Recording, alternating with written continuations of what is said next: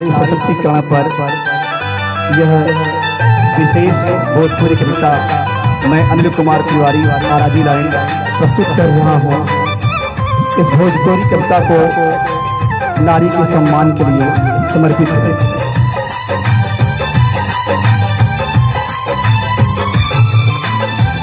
करीला प्रणाम हमनी नारी को कीर्तिया, करीला प्रणाम हमनी नारी को कीर्तिया। नारी हईन जग महान हो, जय हो नारी दिहलू दुनिया के सवारी, जय हो नारी दिहलू दुनिया के सवारी। बाड़ू शक्ति पूजे ला जहान हो, जय नारी बाड़ू शक्ति पूजे ला जहान हो। सही बात है। नारी कई रूपों में, कभी माँ, कभी बहन, कभी पत्नी बन करके अपनी जिम्मेदारियों का वहन करते हुए इस संसार का निर्माण करती है।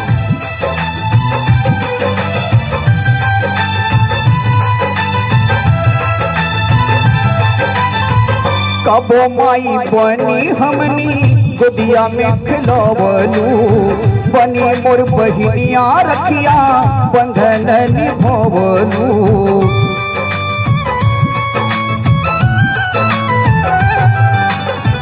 कबो माई बनी हमनी गोदिया में खिलवलू, बनी मोर बहिनिया रखिया बंधन निभवलू। बनी मोर सुहागिन छोड़ी बाबा के नगरिया, बनी मोर सुहागिन छोड़ी बाबा के नगरिया। पियवा घर बनलू सम्मान हो, जय हो नारी दिहलू दुनिया के सवारी, जय हो नारी दिहलू दुनिया के सवारी। बाड़ू शक्ति पूजे ला जहान हो, जय नारी बाड़ू शक्ति पूजे ला जहान हो। यही नहीं, नारियां पढ़ लिख करके देश सेवा भी कर रही हैं। अब वो सबला नहीं रह गई, आज उनके गुण पर, गुणवान पर, उनके क्वालिटी पर पूरा दुनिया गर्व कर रहा है। पढ़ी लिखी घर कुटुम देश सेवा करेलू, बनी अब सबला हर और आगे बढ़ेलू।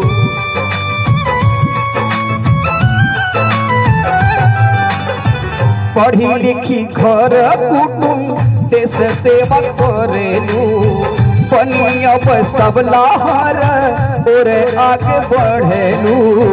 गुड़वा पे तोहरे आज गर्व करे दुनिया, गुड़वा पे तोहरे आज गर्व करे दुनिया।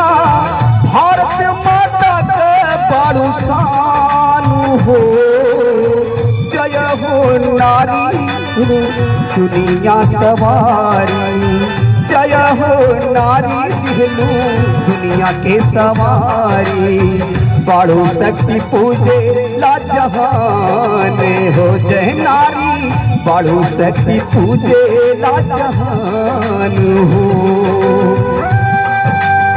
आज हम लोग यही प्रतिज्ञा करें, प्रण करें कि सदा नारी का सम्मान करेंगे और अपने घर में बेटी का स्वागत करेंगे, क्योंकि ईश्वर के वरदान है।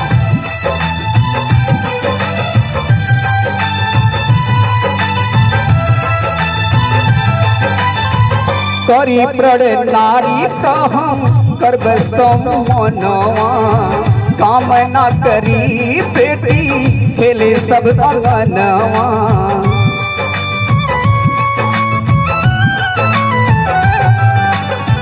करी प्रण नारी कहम करब सम्मानवा, कामना करी बेटी खेले सब अंगनवा।